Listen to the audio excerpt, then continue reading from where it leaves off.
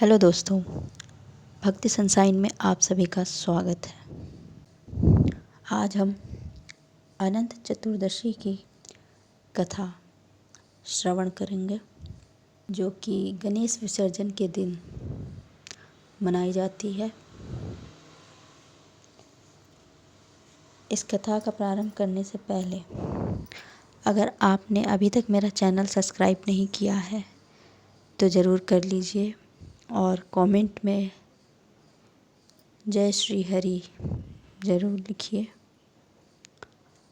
तो चलिए हम शुरू करते हैं आज की अपनी कथा या कहानी, अनंत चतुर्दशी की कथा।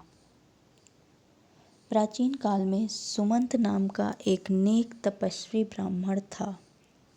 उसकी पत्नी का नाम दीक्षा था। उसकी एक परम सुंदरी, धर्मपरायण तथा ज्योतिर्मयी कन्या थी, जिसका नाम सुशीला था। सुशीला जब बड़ी हुई तो उसकी माता दीक्षा की मृत्यु हो गई।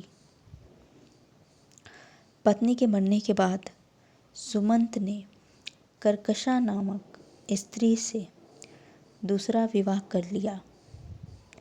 सुशीला का विवाह ब्राह्मण सुमंत ने कौंडिन्य ऋषि के साथ कर दिया।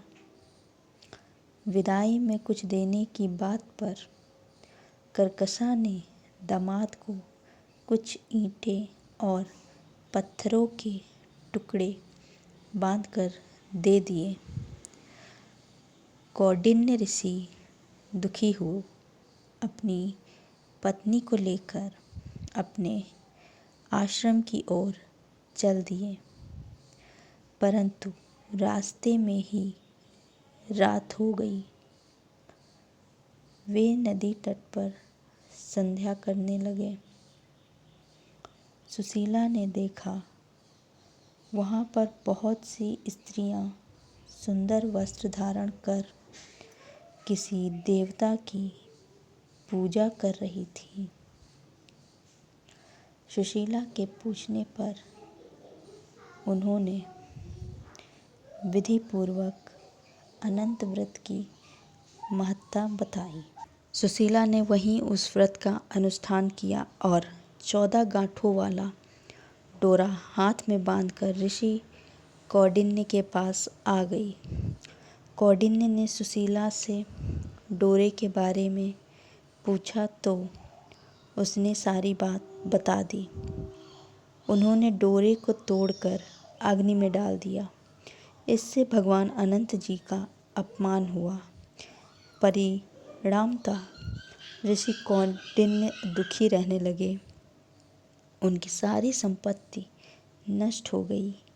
इस दरिद्रता का उन्होंने अपनी पत्नी से कारण पूछा तो सुशीला ने अनंत भगवान का डोरा जलाने की बात कही। पश्चाताप करते हुए ऋषि कौंडिन्य अनंत डोरे की प्राप्ति के लिए वन में चले गए। वन में कई दिन तक भटकते भटकते निराश होकर एक दिन भूमि पर गिर पड़े। तब अनंत भगवान प्रकट होकर बोले, हे कौंडिन्य, तुमने मेरा तिरस्कार किया था, उसी से मैं तुम्हें इतना कष्ट भोगना पड़ा। तुम दुखी हुए, अब तुमने पश्चाताप किया है। मैं तुमसे प्रसन्न हूँ। अब तुम घर जाकर विधि पूर्वक अनंत व्रत करो। 14 वर्ष पर्यंत व्रत करने से तुम्हारा दुख दूर हो जाएगा। तुम धन धान्य से संपन्न हो जाओगे। कौंडिन्य ने वैसा ही किया और उन्होंने सारे क्लेशों से मुक्ति पा ली।